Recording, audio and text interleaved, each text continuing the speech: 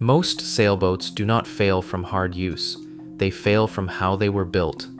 A hull sitting in a saltwater slip right now with fresh bottom paint and no visible soft spots can have a deck core already saturated, a keel stub corroding at the bolt line, and chain plates wicking moisture into laminate no surveyor can see.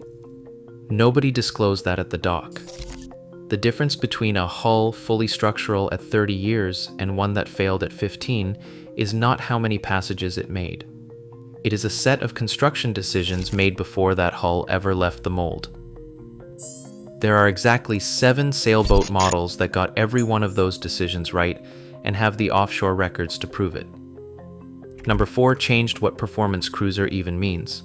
Number 1 is the hull Bluewater sailors reach for when there is no margin for anything to go wrong. Every entry earns its place. Here is exactly why. 3 things end most saltwater sailboats early. Cord hull failure, where one unsealed deck penetration lets water destroy material you cannot see until a foot presses through. Keel bolt corrosion, where stainless bolts in oxygen-deprived voids develop crevice corrosion long before anything shows in a survey. And osmotic laminate damage, where polyester hulls in warm saltwater absorb water at the molecular level, building pressure until the gel coat blisters in ways no barrier coat fully reverses once established. Every boat on this list was engineered to solve all 3, starting with number 7. The Cabo Rico 38 has been built in Costa Rica since 1977, under a lamination schedule the builder actually published, a practice almost no production sailboat manufacturer has followed. The hull structure is solid fiberglass, reinforced with U-channel fiberglass beams glassed to the hull. Balsa present in the hull sides is thermal insulation added inside the solid glass shell, not a structural core. Solid fiberglass subfloor and fiberglass engine beds mean no wood in the bilge to rot undetected. Lead ballast in 7 castings is set into the keel cavity and glassed over, so there are no keel bolts to corrode. Hulls from the mid-1990s onward use vinylester resin for the first 4 layers to prevent osmotic blistering. Practical sailor documented secondary bonding failures as nearly non-existent. Approximately 200 hulls were built over a 28-year run. Sailing Magazine listed the design alongside the Bermuda 40 and Shannon 38 as a legitimate classic. Island Packet has built full-keel Bluewater cruisers in Largo, Florida since the early 1980s, using one construction method almost no other production builder uses: a one-piece integral hull and keel with fully encapsulated lead ballast. There are no keel bolts. The ballast forms a double bottom over the full length of the keel. The entire assembly is a single fiberglass structure. The hull is 100% hand-laid, high-modulus fiberglass. The hull-to-deck joint is through-bolted and sealed with urethane adhesive. Island Packet backs the hull gel system with a 10-year warranty against osmotic blistering, and the deck core with a 10-year warranty against delamination. 176 hulls of the 38 were built between 1986 and 1993. Spin Sheet confirmed no significant structural hull failures in 12 years of the model's review history. Hallberg-Rassy has built Bluewater cruising yachts in Sweden since the 1940s and has never built anything else. Every hull in the 42 series is hand-laid with isophthalic resin and carries a Lloyd's Certificate of Hull Construction issued under direct Lloyd's surveyor supervision during production. The hull is solid fiberglass, stiffened by a complete longitudinal grid below the sole. The hull-to-deck joint is glassed over on the interior, creating a monocoque structure. All through hulls carry bronze seacocks. The deck is cored with PVC foam, not balsa, which does not absorb moisture.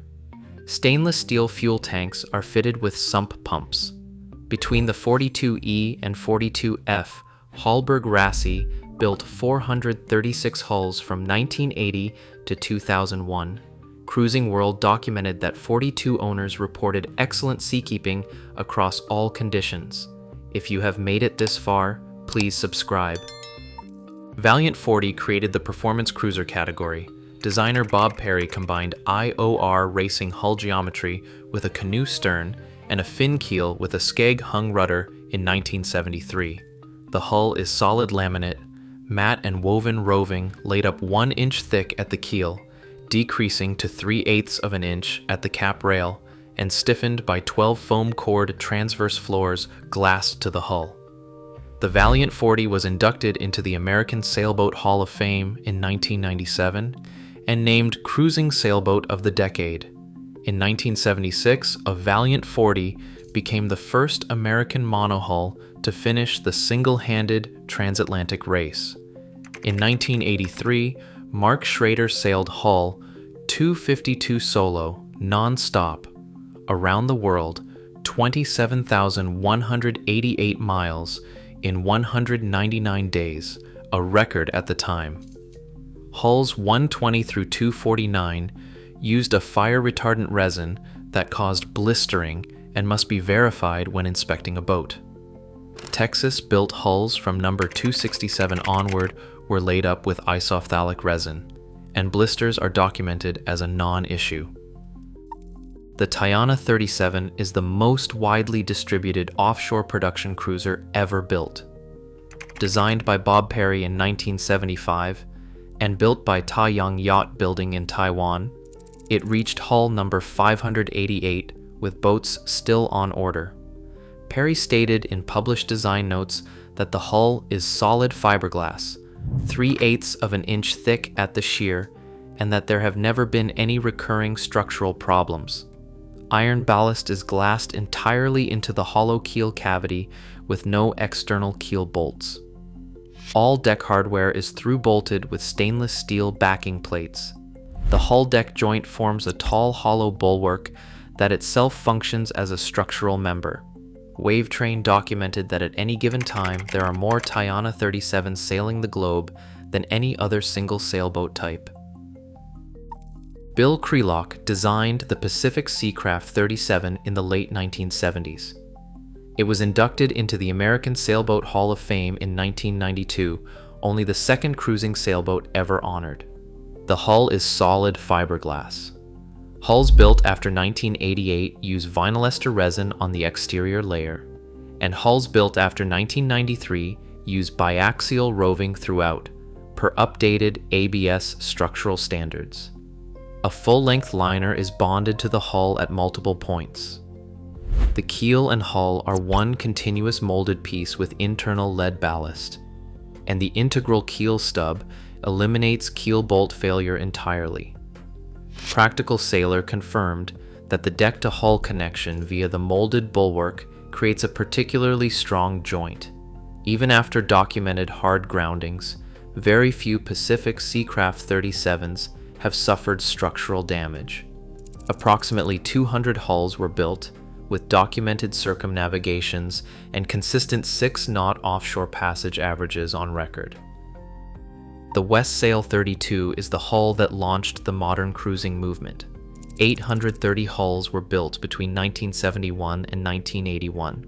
The construction has never been complicated, and that is the entire point.